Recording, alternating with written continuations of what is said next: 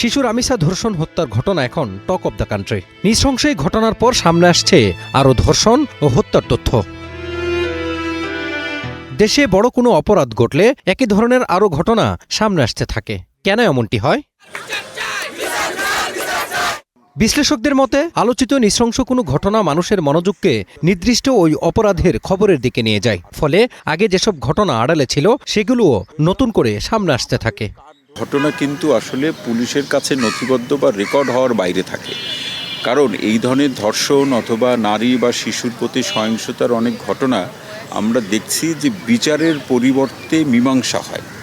তো যখন এই ধরনের কোনো একটি ঘটনা গণমাধ্যমে প্রকাশ হয়, সারা দেশে যখন আলোচনা শুরু হয় এবং সকল পর্যায়ের মানুষ যখন সক্রিয় থাকে এর বিচারের প্রশ্নে, তখন এই ধরনের ঘটনা ঘটলে কেউ আর ধামাচাপা দিতে পারে না, ওই বিচারের নামে মীমাংসা করতে পারে না।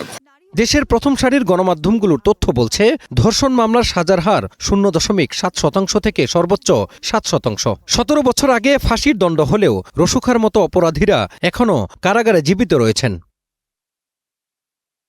বিচারহীনতার সংস্কৃতি ও বিচারের রায় কার্যকরের এমন করুণ অবস্থার কারণে পরিস্থিতির তেমন উন্নতি হচ্ছে না।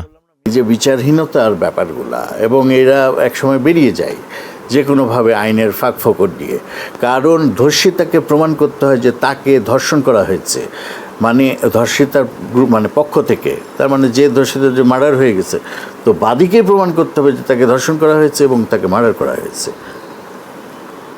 তাই না? এবং বাদী যদি বেঁচেও থাকতো তাকেই প্রমাণ করতে হতো, এই ডকে দাঁড়ায় তাকে বিভৎস কোশ্চিনগুলোর সম্মুখীন হতে হয়। এই যে সাবজেক্ট মানে এভিডেন্স অ্যাক্টের যে বিষয়গুলো, এগুলো চেঞ্জ করা দরকার।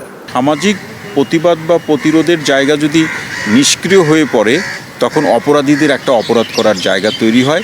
তখন এই স্পন্সার্ড ক্রাইম বলুন বা পেইড ক্রাইম বলুন অথবা এজেন্ট ক্রাইম বলুন, তাদের দ্রুত সময়ের মধ্যে অপরাধের সাথে সম্পৃক্ত হওয়া বা অপরাধ সংগঠিত করার সম্ভাবনার জায়গাটা বা সুযোগটা অনেকাংশে বেড়ে যায়। তাই বিশ্লেষকরা বলছেন অপরাধ প্রতিরোধে প্রয়োজন দ্রুত বিচার, সামাজিক সচেতনতা ও রায় কার্যকর করা।